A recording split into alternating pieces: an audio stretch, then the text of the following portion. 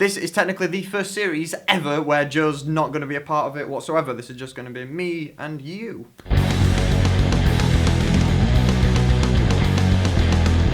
So, there was a few things that I wanted to do differently with this series to how I did bedroom recording when I did that about a year ago.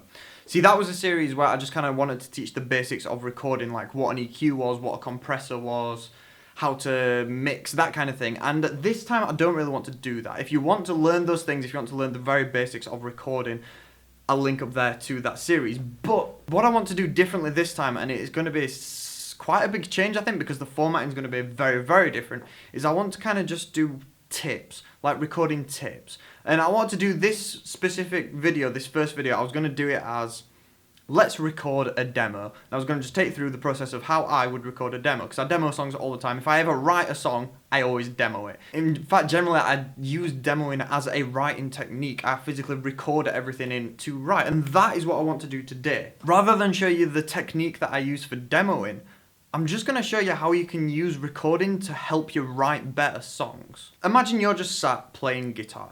You come up with a cool riff, it sounds really cool, then what? Either you've got a band that you can go to and go, I've got this cool riff, the bassist comes up with like a cool little thing to go behind it, the drummer comes up with a beat behind it, and you've got potentially a song. If you've got another guitarist, they can come up with, say, chords to go behind the riff, or they'll play the riff with you, or they'll do a harmony of it, like Iron Maiden style. But in terms of songwriting, that's not the most effective way of getting that done, especially because the riff came from your mind. So in theory, you will be more attuned to the riff, and you will be able to come up with cooler things to go around it because you came up with that thing. So the kind of rhythm of it and everything is solidified in your mind more so than people who's just learnt it. This is where recording comes in. You can take a riff that you've got and you can just build upon it by recording. So you can take the riff, record it in so they can listen back to it. You can play many, many, many different things with it. And that is what we are going to do today. So rather than just talk and ramble, let's actually get into doing some stuff. So generally when I'm recording, I will use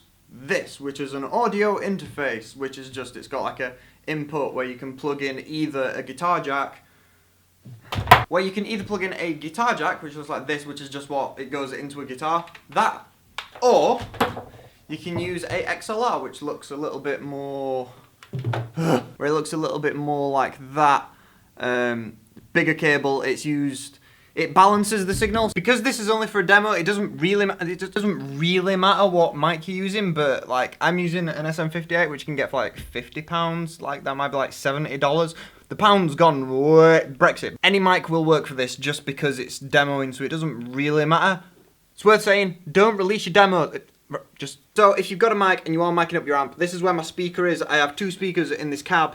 The mic needs to go about an inch-ish away. I mean, you can pull it further away, it'll sound different. You can push it right too, it'll sound different. As well as if you aim it at the centre of the cone, it'll sound different. And the optimum place is like not pointed at the centre of the cone, just like pointed just off. I will link to videos that are explaining this way better. It's just a case of, if you're demoing, it doesn't really matter, but this is just good practice. Keep it about an inch away and facing not directly at the cone, just off to the centre. It's all well and good just sitting and writing and just like playing some stuff, like you're just like writing a riff, you're just like...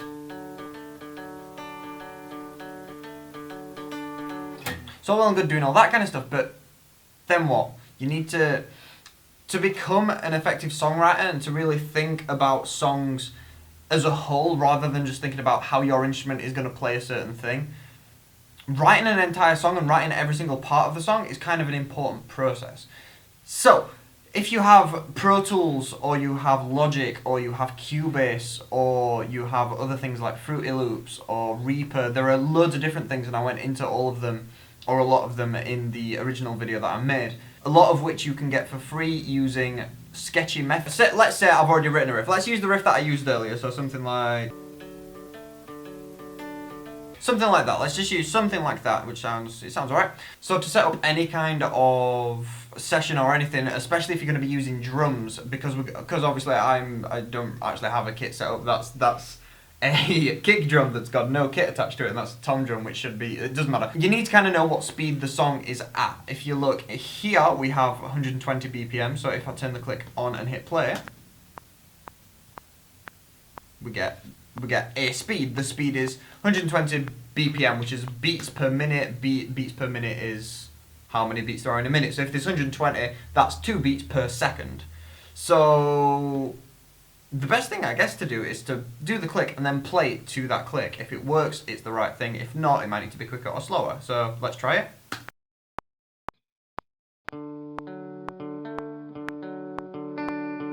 Far too slow. So let's turn it up. Let's turn it up to, say, 160.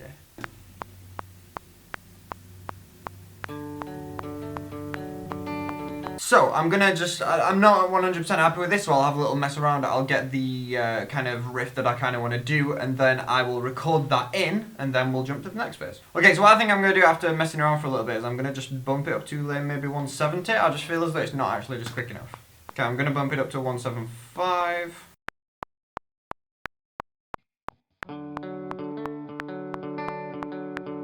Okay, so now we will record it in. Let's say I wanted chords behind the riff in the instrumentation of the song. This would be a good time to just start just playing chords alongside the riff and just see what sounds good, what sounds bad kind of thing.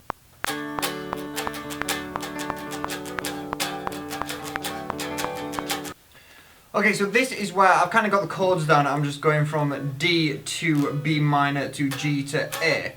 And you know when you sit with your legs crossed for a very long time and they just really hurt? And now I'm going from D to B minor to G to A. And this would be a good time to say, you probably noticed in most songs that the rhythm guitars, which are generally the ones playing the chords, in most albums have the chords played through the left ear and the right ear, 2 individual tracks, and like riffs are panned down the middle.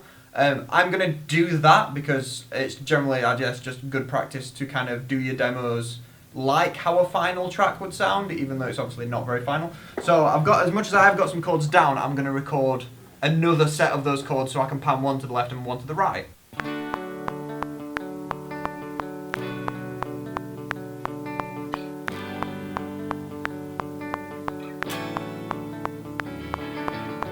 Okay, so I've kind of got the chords down. I've just added a little bit of like delay to the riff just because this is a good time to, I guess, mess around with your sounds. Like at this point, it's like, okay, so you've got a riff and you've got a rhythm guitar. So if you were in a real band and you had, if you're in a real band, so if you're in a band with 2 guitarists, that's generally both guitarists covered. One would play the riff, one would play the chords, and that is kind of done. So at this point, you could add drums to it. Logic has this really cool thing where they have like these dynamic drummers where you can kind of tell them how you want to play it and they'll just play you a beat. So if you don't know anything about writing drums, this is something that you can do. I'll just quickly show you this because it is really kind of cool. So we have a few different genres that we can choose from here. So let's say this is, I think it's close to alternative than anything else. And we've got a few different drummers that we can have. I believe some of them paid for, which is why they have download. I'm not 100%, I'm just going to stay with Aiden, who's the normal guy.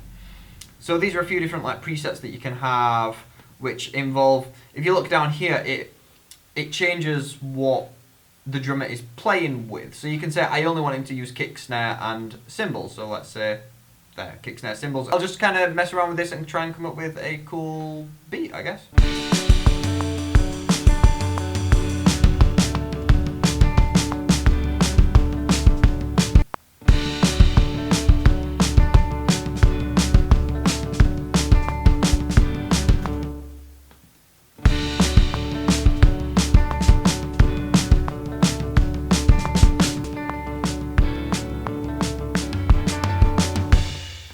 Okay, so that's the first bit of the drums done, which sounds kind of cool. I'm actually going to do this for the entire thing, just because if you are using Logic, this is a really cool tool to use if you don't know how to write drums. If you do know how to write drums, then there's a chance that you already know that you can go into add a new track, you can add a software instrument, and then you can set the software instrument to be a drum kit.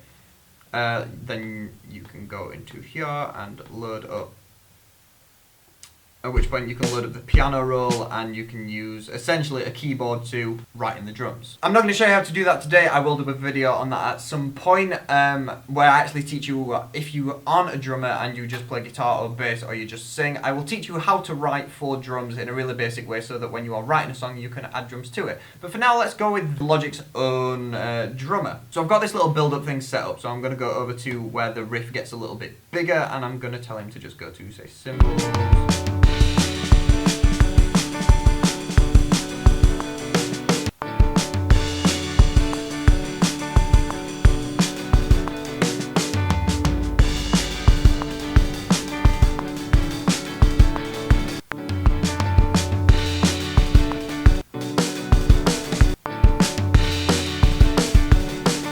Okay, so I've got a rough thing set up. I've got pretty much what a song would sound like. Obviously, I don't have bass, and you could do a bass track by playing a guitar on one string and then tuning it down an octave. Be aware this can sound a little bit rubbish. You're best off just using a normal bass, and you can use a normal bass in the same method using the input and just using a bass amp rather than a guitar amp, because I don't think I showed you that at the beginning of the video, but I'm going through the plugin set on this riff track. I'm going through an amp which is emulating a Vox amp. I actually use Vox amp, so it kind of makes sense. Obviously, you don't have to do that if you are just recording with an amp. It works exactly the same, except you've already got the amp set up. It's just the mic is going into the interface rather than just direct from the guitar. From that, we essentially have a full, proper, like, laid out track, and that would be...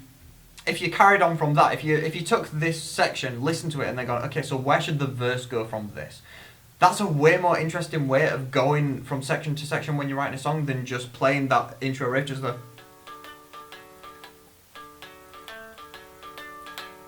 Like, just playing that and then going, okay, where should that go? No, record it in, get that one section down so it sounds like a proper song, then go to the next section. Like, if you've seen any of the Let's Write a Song videos that we do for this channel, that's how we write songs. We just kind of do the first section and then build it and build it and build it, so that then when we go to the next section, we know what the instrumentation should be, rather than just finding out what the chords or whatever should be. So I guess this is just a really cool method to use for if you're writing songs on your own, which I'm presuming that a lot of you will do, and I recommend, even if you do have a band and you do write songs with your band, write songs on your own. It's a fun thing to do, and I will leave you with, obviously, what this little track sounds like.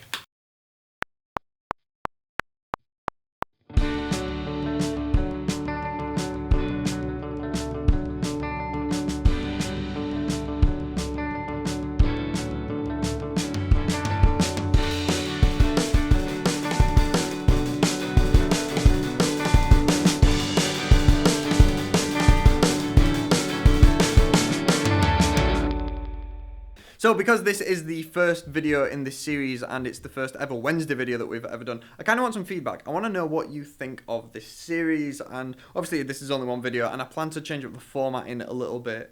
With each video, I just kind of want to experiment with this series and really get a gist as to what I can do with this series and to make it more interesting and to make it more informative at the same time. Thank you very much for watching, and I will see you next time. Have a good week.